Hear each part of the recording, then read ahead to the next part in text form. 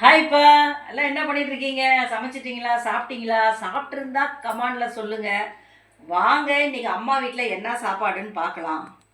பாருங்க, சூடா ஆவி பறக்க சாப்பாடு தயாரா இருக்கிறது. அப்படியே 2 கரண்டி எடுத்து போட்டுக்கலாம். அப்படியே போட்டாச்சு. இங்கே போட்டாச்சா?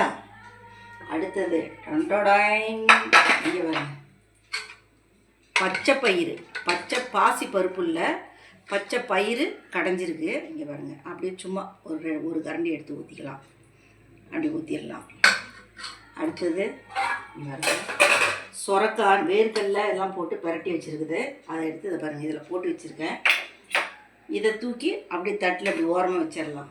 இது எல்லாருமே பள்ளிப்பாளையம் சிக்கன் செய்வாங்க. ஆனால் நாங்கள் பள்ளிப்பாளையம் வாழைக்காய் வறுவல் பண்ணி வச்சுருக்கோம். பாருங்கள், சூப்பராக இருக்கும். இது 2 எடுத்து போட்டு சாப்பாட்டில் போட்டு பிணைச்சி சாப்பிட்டா கூட அவ்வளோ டேஸ்ட்டாக இருக்குங்க. ஒரு நாளைக்கு நான் ரெசிபி சொல்கிறேங்க. தக்காளி ரசம் ரெசிபி சொல்லணும். 2ம் கண்டிப்பாக நான் சொல்கிறேன் செய்யும்போது. அதே மாதிரி நீங்களும் செஞ்சு பாருங்கள், சூப்பராக இருக்கும். இப்படியே எடுத்து தட்டி விட்டு இப்படி வைக்கலாங்க. மாம்பழத்தை, அருமையான மாம்பழம் சூப்பராக இருக்கும். அடுத்தது அம்மா வீட்டில் நேற்று வச்ச ரசம், மிளகு ரசம். அதே இன்றைக்கி தயிர், போட்ட தயிர். நம்ம வீட்டில் இன்றைக்கி இவ்வளோ தான் சாப்பாடு. வாங்க சாப்பிடலாம். இன்னைக்கு பிறந்த நாள் திருமண நாள் உள்ளவங்களுக்கு வாழ்த்து தெரிவிச்சுக்கிறேன். பாய்.